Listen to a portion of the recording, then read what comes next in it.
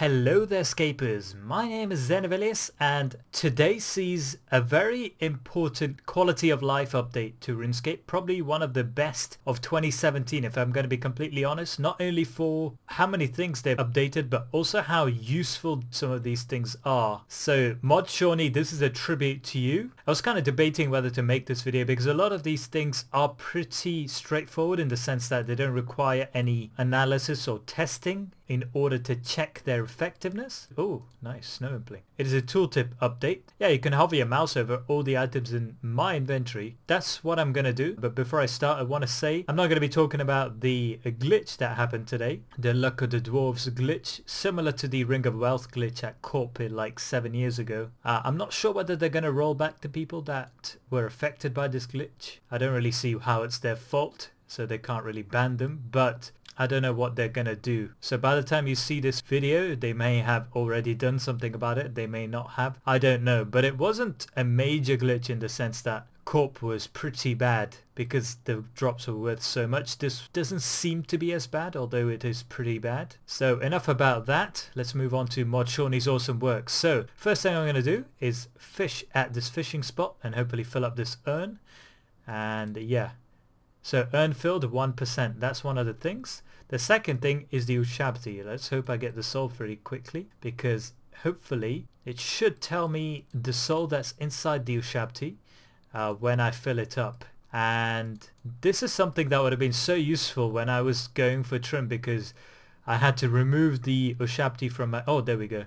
Had to remove the Ushabti from my bank every time. And yes, indeed, it says soul contained goblins. So yeah, that's awesome. A few other things. The Helm of Grotesquerie, that doesn't mean anything.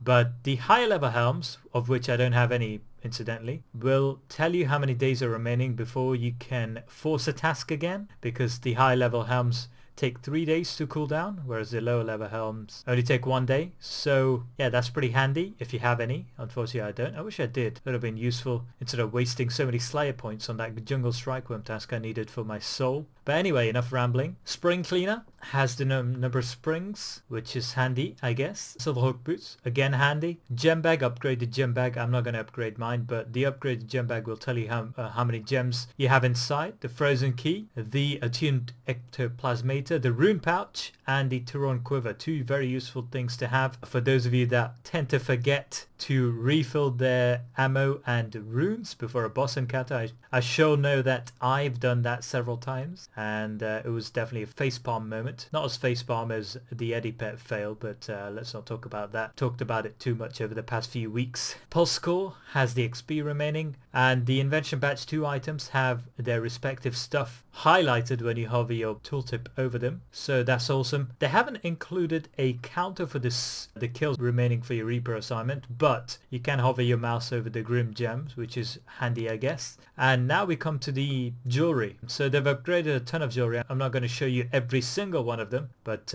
you can look at the patch notes for a full list. And this is pretty useful because a lot of people don't actually know how some of these things work despite having them in their bank already. So one of the most useful free items to obtain, is it 500k or free? I think it might be 500k, is the Asylum Surgeon's Ring. And you might already have this without realizing how good it is. So it's got a tooltip icon describing what it does. I didn't even know about special attacks base cost. Wow, okay. 60% becomes 45%. Nice! I didn't know that at all. Cool. Reaper Necklace and the other death items as well as some other degradable items. Essentially, you're going to have a different color for the text that says how much item charge is remaining depending on the category. So for example, if it's under 15%, no, under 25%, you're going to have red text telling you that you probably should recharge it. And if it's near 100%, 65 to 100, it will be green. If it's in between those two, it will be amber. So that's pretty handy actually, because I tend to go into a lot of boss kills. In fact, do a lot of kills without ever realizing that some of my items are degraded, because some of the icons for broken items are actually pretty similar to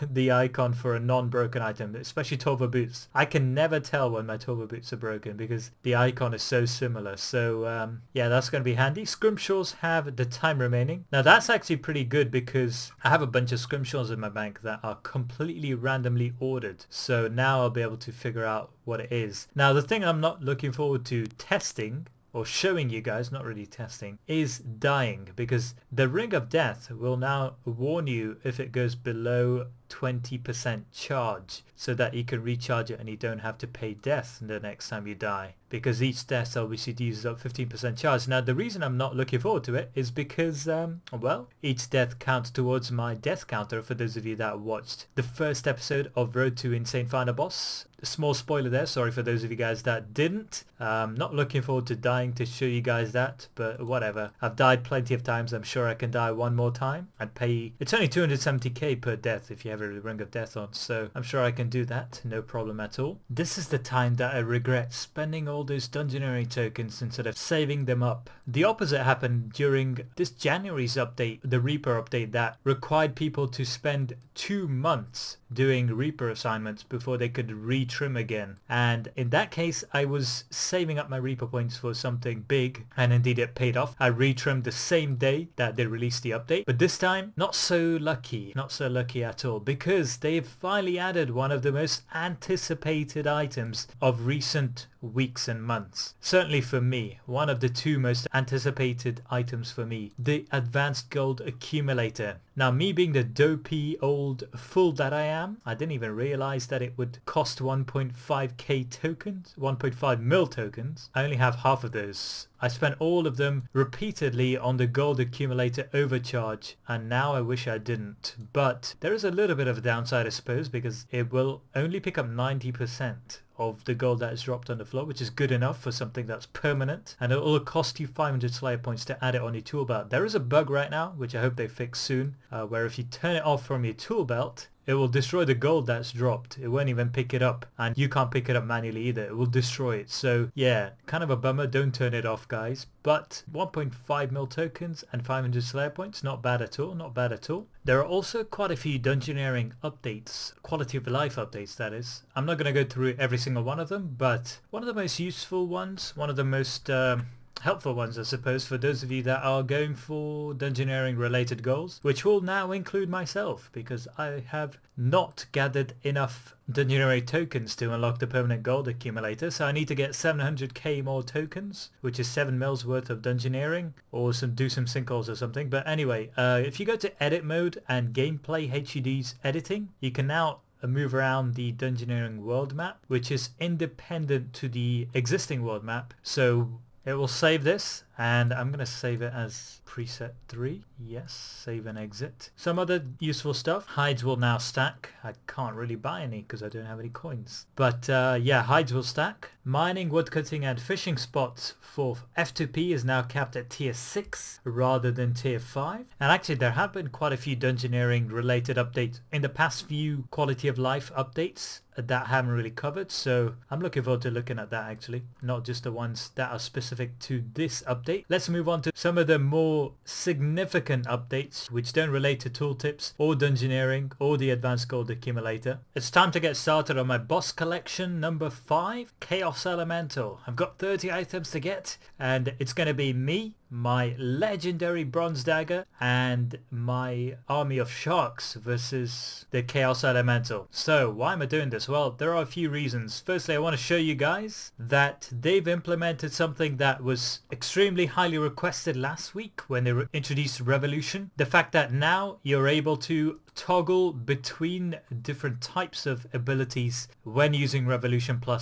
So this is something that I guess a lot of people expected to be the case last Monday, and it turned out that it would automatically toggle all 3 types without giving you the option. So now you're able to toggle each one specifically. I'm not going to use an ultimate or threshold because that would just be unfair for the Chaos Elemental. I want to give it a bit of a chance really. So yeah, you still have the Revolution size to toggle. Let me do it so that, yeah, I don't want to use all these abilities. It will suffer pretty hard. So I'm only going to go up to number 5, which means, number 5, which means I'm only going to be able to use the Sever. So there we go. So we'll only use the Sever ability. That will probably one-hit it anyway. So yeah, I'm sorry about that, Chaos Elemental. The main thing I'm going to be testing here is a Sign of Life. Because, well, there's nothing to test as such, anything that I can show you. I won't be using it anyway, like, it's going to be dying instantly. Mod Pi has been a absolute legend to all the noobs out there, including myself. Number one noob out there who appreciates this, and it is the fact that you can now rage quit successfully and come back in an hour to have a fresh sign of life. So if you die and you die again and your sign of life is on cooldown for an hour, you don't have to log in to keep that ticking down. Don't come near me, Scorpion. Yeah, you don't have to stay logged in. Even if you're logged out, the timer will keep ticking down. A bit like machines, invention machines or auras. So that's awesome. And it means that you can rage quit and calm down. Take it 1 hour required to calm down before you go back into the swing of things. Okay, here we go, Chaos Elemental. Get ready to die instantly. Yes! Wait. Oh, it unequipped it. And the balance strike to finish it off. Oh, it didn't work. A rip. I might actually die here.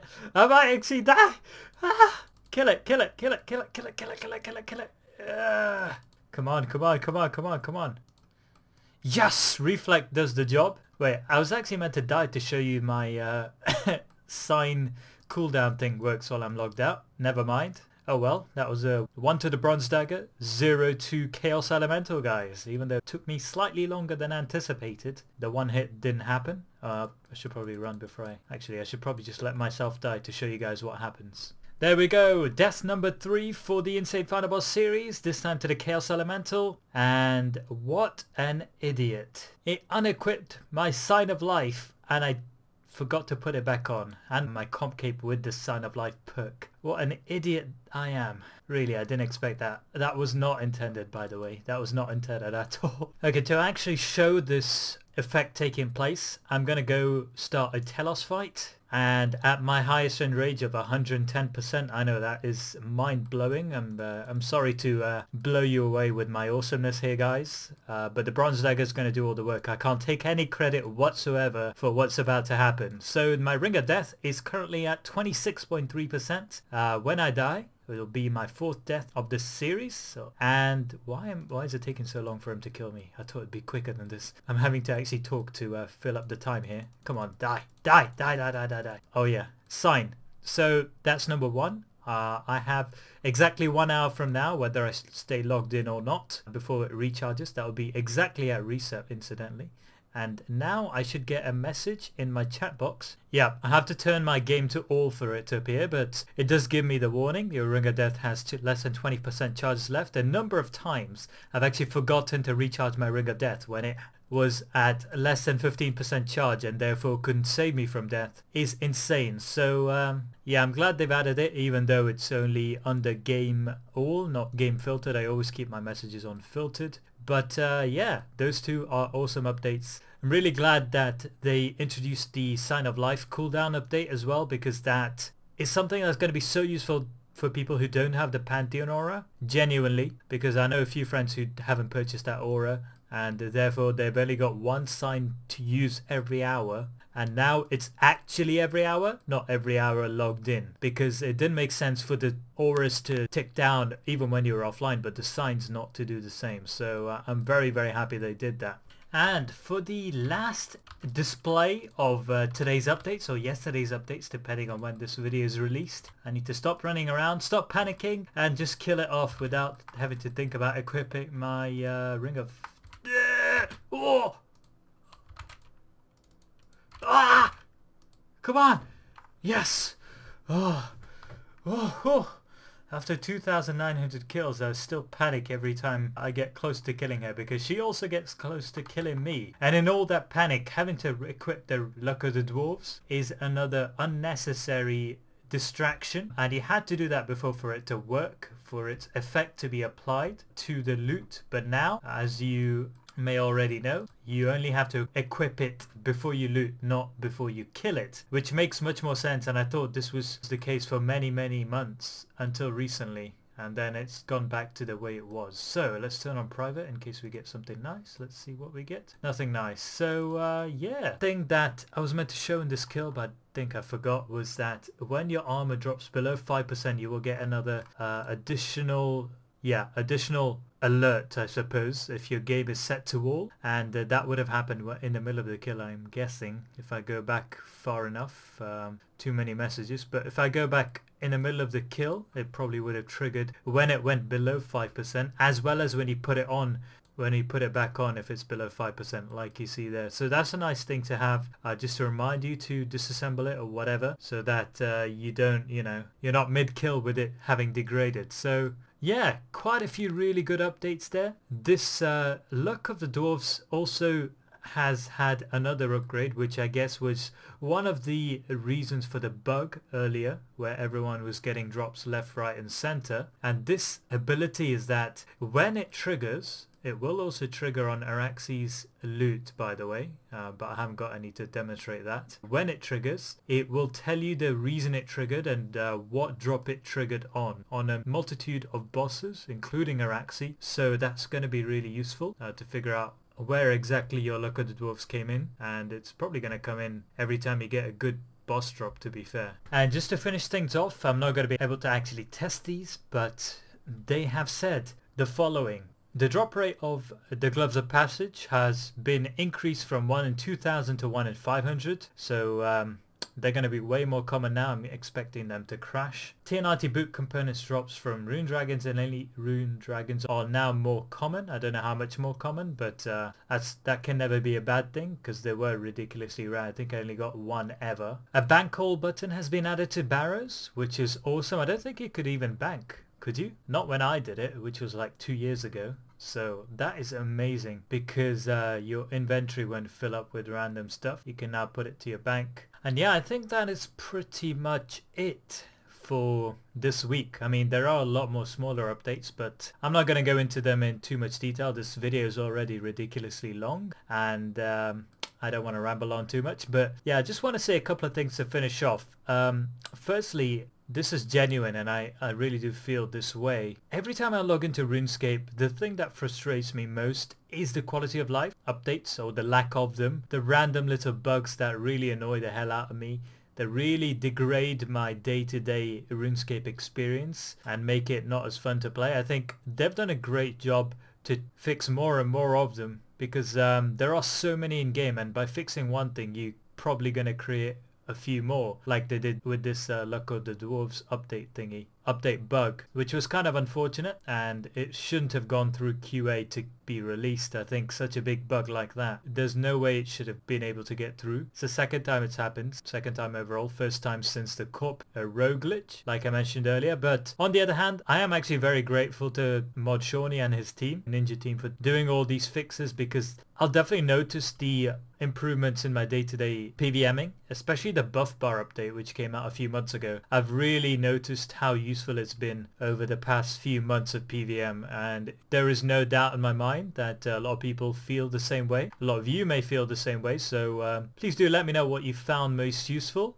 Show the Ninja team some love despite their shortcomings, if you like. They have done a good job, and I'm glad they're focusing more on this than on weekly updates that take up a lot of time but quickly die away, or tend to anyway. So I'm very grateful to Jagex for this. Not so grateful for the Ring of Death, a warning sign that I had to test out, which cost me a death, and thanks to my own extreme stupidity, it cost me 2 deaths. One because Chaos Elemental unequipped my Trim Comp and my Sign of Life, so I couldn't test that, and 2 because it probably wouldn't have worked in the wilderness anyway. So yeah, cost me 2 deaths. I'm at 5 for my Insane Final Boss series, and that's pretty much it for the video, guys. Thank you very much for watching. I'm certainly going to use all of these updates to good effect, and I hope you are too. Let me know what your favorite one was, and I will see you in the next one.